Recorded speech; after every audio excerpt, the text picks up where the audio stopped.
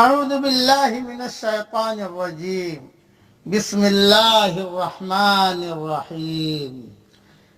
سورہ سجدہ کی چند آیتیں پڑھ رہا ہوں۔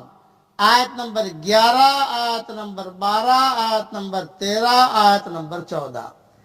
قُلْ يَتَوَفَّاكُم مَلَكُ الْمَوْتِ الَّذِي وُكِّلَ بِكُمْ ثُمَّ إِلَىٰ رَبِّكُمْ تُرْجَعُونَ۔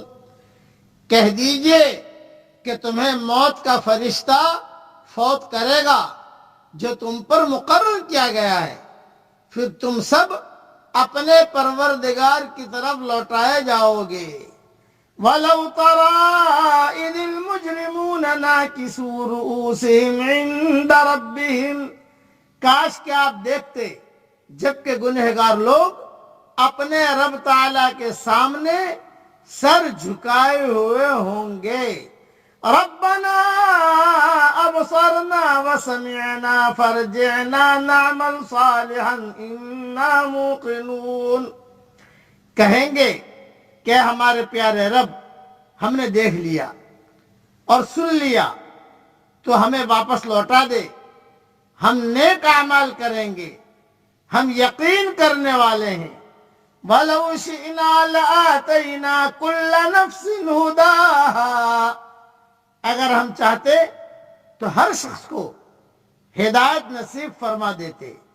وَلَكِنْ حَقَّ الْقَوْلُ مِنِّي لَأَمْلَأَنَّ جَهَنَّمَ مِنَ الْجِنَّةِ وَالنَّاسِ أَجْمَعِينَ، لیکن میری یہ بات بالکل حق ہو چکی ہے کہ میں ضرور جہنم کو انسانوں اور جناتوں سے بھر دوں گا۔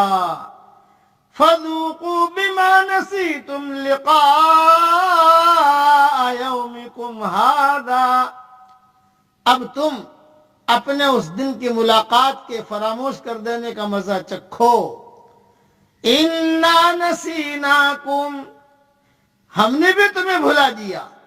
وَذُوقُوا عَذَابَ الْخُلْدِ بِمَا كُنتُمْ تَعْمَلُونَ، اور اپنے کیے ہوئے اعمال کی شامت سے ابدی عذاب کا مزہ چکھو۔ اس آیت کی تشریح اور تفسیر کافی لمبی ہے، جو انشاءاللہ اپنے وقت پر جب بھی اللہ توفیق دے گا ریاض التفسیر میں انشاءاللہ آ جائے گی۔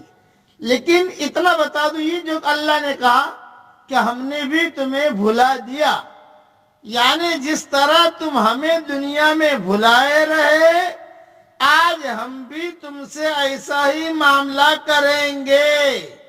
ورنہ ظاہر بات ہے کہ اللہ تعالیٰ تو بھولنے والا ہے نہیں۔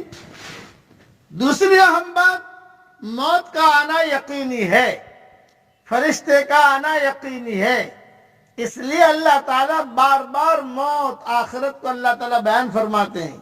اس وقت ہر آدمی تمنا کرے گا کہ دنیا میں چلا جاؤں، اچھا عمل کر کے آؤں۔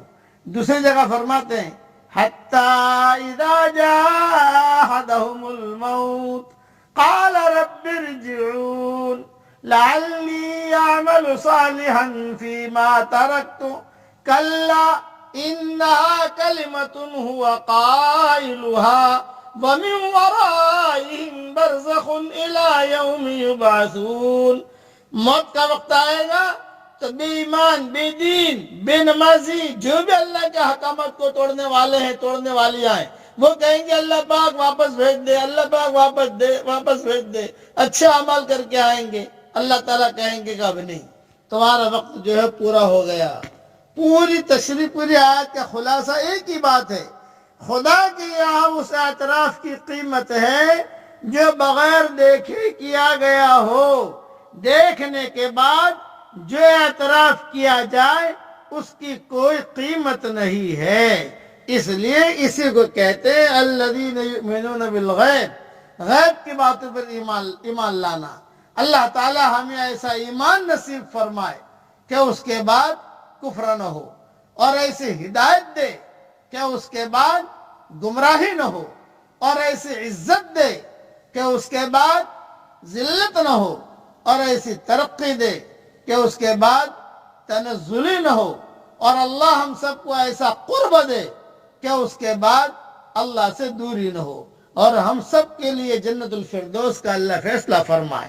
آمین. وآخر دعوانا ان الحمد للہ رب العالمین.